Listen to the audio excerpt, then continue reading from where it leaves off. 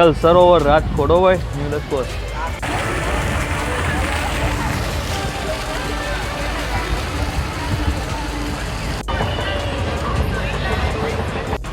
વિડીયોનો intro જોઈને તમને idea તો આવી ગયા છે આજે આપણો વ્લોગ જે છે એ કઈ જગ્યાનો છે.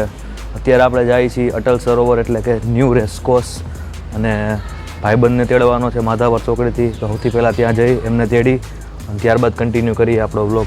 તો ચાલો જઈએ હવે અટલ સરોવર.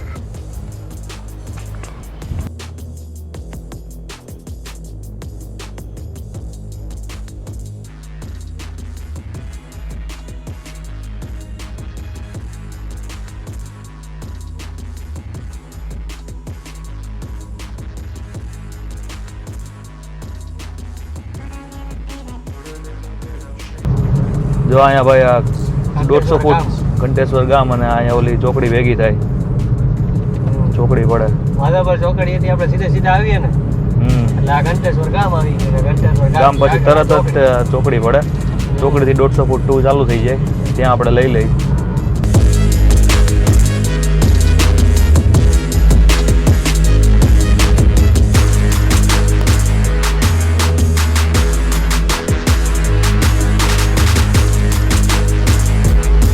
આ તો હું લખ્યું રામાપીર ચોકડી લખ્યું ને આ બાજુ. હા રામાપીર ચોક લખ્યું જાય છે. આ રોડ સીધો રામાપીર ચોક જાય. બહુ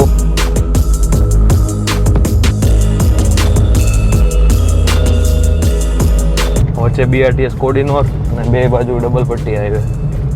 આ છે કદાચ ભાઈ ગેટ અટલ સરોવરનો કે શું છે ખબર નહીં.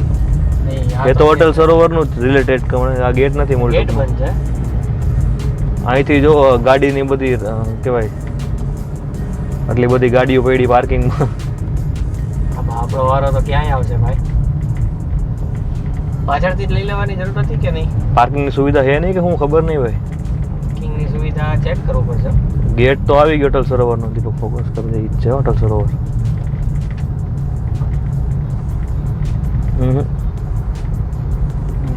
હજી આગળ છે. હજી આગળ ગેટ છે ભાઈ. હા રી વેઇટ ટુ અટલ સરોવર લખ્યું તો ખરા. અહીંયા છે. હા અત્યારે તો ગાડીઓની લાઈન છે અહીંયા. જોયો પાર્કિંગની કઈ રીતે વ્યવસ્થા કે ગાડી ક્યાં પાર્ક કરવાની છે. ઓહો લોકો વાંધી હાલીને જાય છે. જવા દઈએ આપણે. જો અહીંયા બોર્ડ તમને આવશો એટલે તમને સામે બોર્ડ દેખાય. આ ભાઈ કઈ કહે છે ભાઈ પાર્કિંગ ક્યાં કરવાનું? પાછળ પાછળ રાખવાની. उधर पार्किंग की व्यवस्था नहीं है आगे. उधर पार्किंग. ચાલો તો હવે આપણે પણ ઓલા ભાઈની પાછળ લેવી પડશે. હજી મૂળટૂંકમાં 4 વ્હીલ નું પાર્કિંગ બન્યું નથી હો. એટલે જે પણ આવે એ લોકો ધ્યાન રાખજો. અટલ સરોવર ચાલુ થાય ની પહેલા પાર્કિંગ જગ્યા મળે ને ગમે ત્યાં ગાડી પાર્ક કરી દેવાની.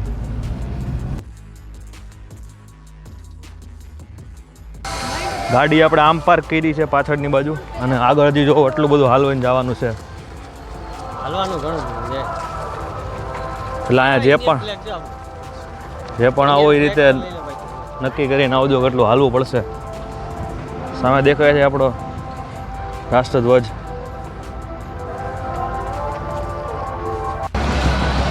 ફાઇનલી આપણે અટલ સરોવરના ગેટે પહોંચી ગયા છીએ. તમે જોઈ શકો છો કેટલી ભીડ છે ટિકિટ લેવા માટે ને આ તે બધી વસ્તુ. જો કેટલી ભીડ છે અત્યારે શનિવાર છે આજે. તો પણ સૌથી પહેલાં આપણે ટિકિટ કાઉન્ટર પર જઈએ. સામેની બાજુ પર ટિકિટ કાઉન્ટર છે અને અહીંયા પણ ટિકિટ કાઉન્ટર છે. સૌથી પહેલાં ટિકિટ લઈએ ત્યારબાદ આપણે અંદર જઈએ.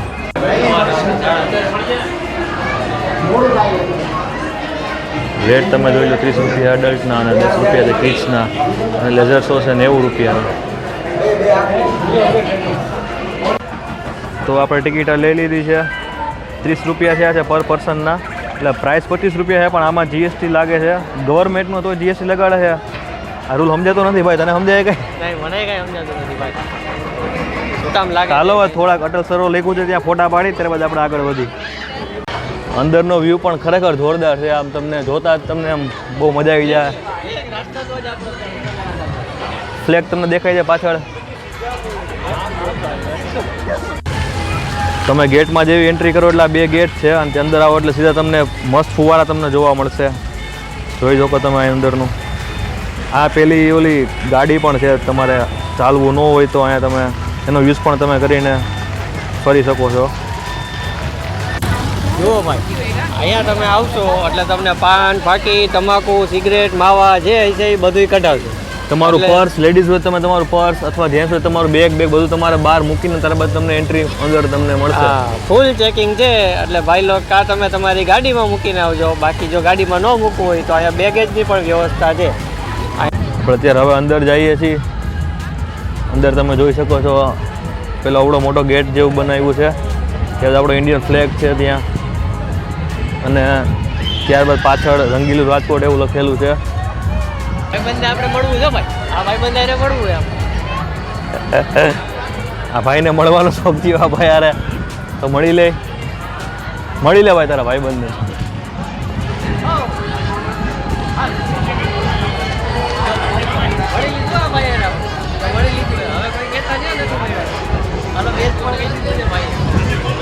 દીપક, તને મજા આવે ભાઈ અહીંયા? અરે બહુ મજા આવે એવું છે ભાઈ. આયા તો આમ વ્યૂ આવે છે, જાણે આ જો નાનીકડી નદી છે મસ્ત. અટલ સરોવર જે નામ આપવામાં આવ્યું છે એ સરોવર તમને હવે બતાડી. તમે સીધા આગળ આવો એન્ટ્રી ગેટની તો તમને આગળ તમને જોવા મળશે. જો આ છે અટલ સરોવરનું સરોવર કહેવાય ને, એ મસ્ત અહીંયા બેસવાની વ્યવસ્થા છે, તમે જોઈ શકો છો. ત્યારબાદ અહીંયા ડ્રીમ લખેલું છે, ત્યાં ફોટોશૂટ પણ તમે કરી શકો છો. અને આ છે અટલ સરોવરનું સરોવર. આ તમને કોક કે મીન્સ કે એ રીતનું બધું તમને કોલ્ડ ડ્રિંક મળી જાય. ફૂડની વ્યવસ્થા માટે જો એક હોડિયું પણ રાખેલું છે. ફોટોગ્રાફી માટે પણ વ્યવસ્થા છે, હોડી જેવું છે, તમે ત્યાં પણ તમે કરી શકો છો ફોટોગ્રાફી કરવી તમારે. જો તમે જોઈ શકો છો અમારી પાછળ જે અટલ સરોવરનું છે એ સરોવર છે. આ તો મસ્ત વ્યૂ આવે, તમારે ફોટોગ્રાફી કરવી હોય તો પણ.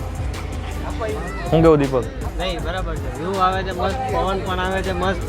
અહીંયા ફોટોગ્રાફી માટે ડ્રીમ લખેલું છે, તમે ફોટોશૂટ કરી શકો છો.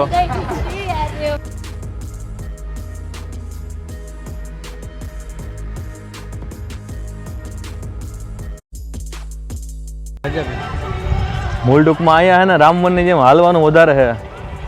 બેઠક વ્યવસ્થા સારી છે થોડીક, અને પ્લસમાં પાછું ડેકોરેટિવ આમ લાગે છે, ફ્લાવર બ્લાવર ને વચ્ચે સરોવર છે, આજુબાજુ એકાદું ચકડોળ રાખી દીધું છે. બાકી હાલવાનું જ છે આમ જોવો તો તમે. જે આ સરોવર છે એ સરોવરની ચારેય કોર હાલવાનું છે. એટલે તમારે જો સરોવરનો ઠંડો પવન લેવો હોય તો ચાલતા જાવ, ઠંડો પવન લેતા જાવ. ખાસ લખ્યું હો. હા, કોઈ બહુ સ્વિમિંગનો ઓલું હોય તો જાતા નહીં, ડૂબકી મારશો નહીં, પાણી ઊંડું છે. હા, don't dive, the water is deep.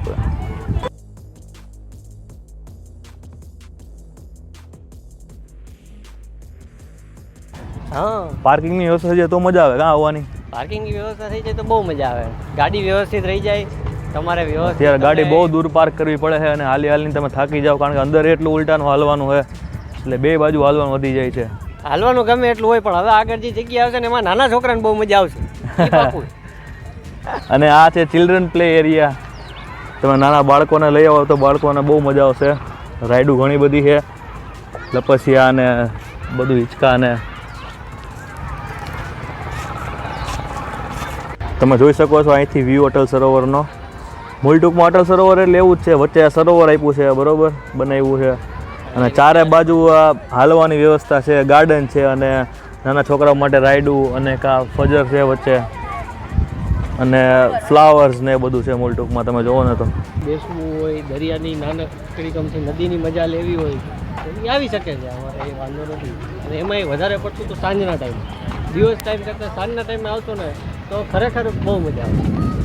સાચી વાત. અહીંયા તમારી તમે કદાચ 4-5 વાગે આવો તો તમારે રાતના 9 કેમ વાગી જાય એ તમને ખબર ન પડે. બહુ આમ મજા આવે એવું છે મૂળ ટૂંકમાં. વચ્ચે સરોવરના લીધે આજુબાજુ તમને બેસવાની મજા આવશે, અને ઠંડો પવન પણ તમને આવશે, એટલે તમને જરાય તમને કંટાળો નહીં આવે. થોડુંક હાલવાનું છે એ જ છે, બીજો કોઈ પ્રશ્ન નથી અહીંયા. આવીને એક વસ્તુ મારે કીધી કે ગદનું એને આ કંઈક પાટા જેવું બનાવ્યું છે ચારે બાજુ, તમે જોઈ શકો છો. લા ચારે બાજુના આવી રીતે જોડે છે, એટલે મારા ખ્યાલથી એના ઓલી નાનકડા ઓલી ટ્રેન જેવું બનાવે છે કે કોઈને એ રીતે સિટિંગ માટે એવી રીતે ફરવું હોય તો એના માટે. એટલે મૂળ શું છે કે જો તમારે અહીંયા ચાલીને જવું હોય તોય તમને ઓપ્શન મળશે, ગાડી ઓલી છે એમાં જવું હોય તોય તમને ઓપ્શન મળશે, ટ્રેનના પાટા પણ હવે તો મૂકી દીધા છે કે એટલે તમારે ટ્રેન પણ ટ્રેનમાં બેવું હોય તો વાંધો ટ્રેનમાં બેસીને નહીં પણ તમે આખું ફરી તમને શકો. જેમ મજા આવે એમ ફરો પણ અટલ સરોવરમાં ફરો. હા ભવિષ્યમાં જો કે ઘણા બધા સુધારા થઈ જાય પછી તમને બહુ મજા આવશે અહીંયા. ભાઈ રમે છે. અહીંયા ચેસની પણ વ્યવસ્થા છે, તમે ચેસ પણ તમે રમી શકો છો આવી રીતે.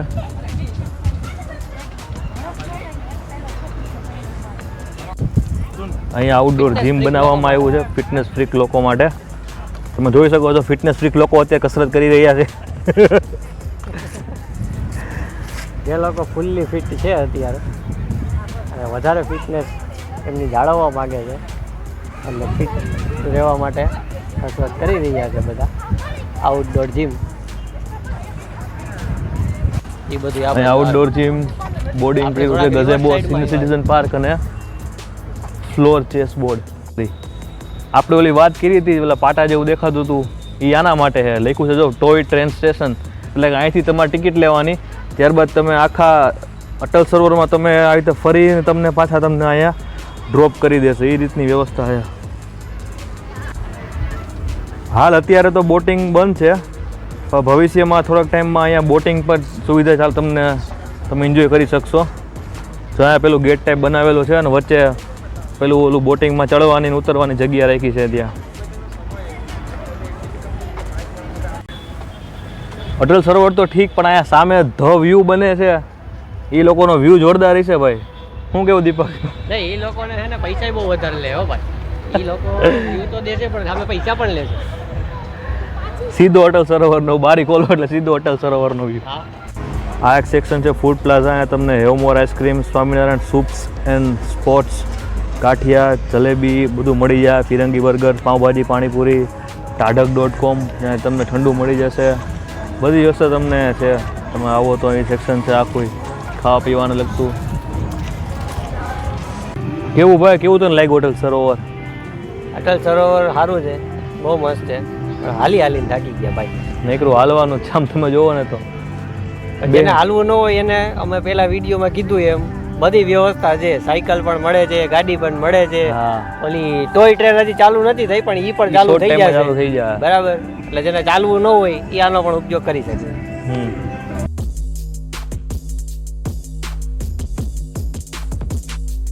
ટ્રાફિક ધીમે ધીમે વધતો જાય છે. જેમ જેમ સાંજ પડે છે ને ભાઈ એમ ટ્રાફિક ફૂલ વધતો જાય છે.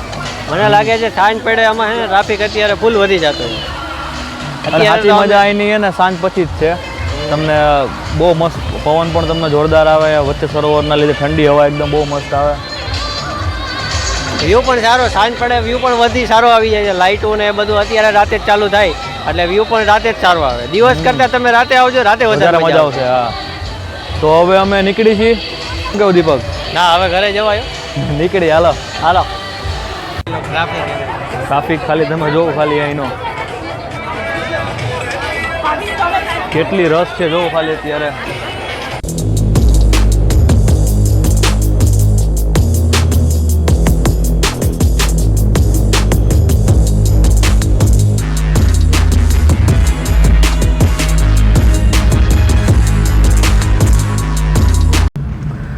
ગાડી ખરેખર માંડ નીકળી છે. પાર્કિંગ માટે જરાય સુવિધા નથી ભાઈ. કઈ બોલું દીપક? આવો ને ભાઈ તો ખાસ કરીને ધ્યાન રાખજો, ગેટની આજુબાજુમાં પાર્ક કરતા નહીં. જો ગેટની આજુબાજુમાં પાર્ક કરી અને કોઈ ગાડી આગળ રાખી દીધી, ટુ વ્હીલ થી તમારું વાહન બ્લોક થઈ જાય ને તમે ગાડી કાઢી જ નહીં શકો. અને પાછું બીજું શું છે કે કદાચ ચાલો ટુ વ્હીલ આગળ પાછળ કોઈ રાખી દીધી ને તો થશે એવું કે તમારી ગાડી જ્યાં સુધી ઈ ભાઈ નહીં આવે ત્યાં સુધી નીકળશે નહીં. આપણી ગાડી અને સાંજ સુધી થઈ જશે બ્લોક. ત્યાં સુધી બધો ટ્રાફિક હળવો નહીં થાય ત્યાં સુધી તમારી ગાડી એમને હલવાઈ જાય.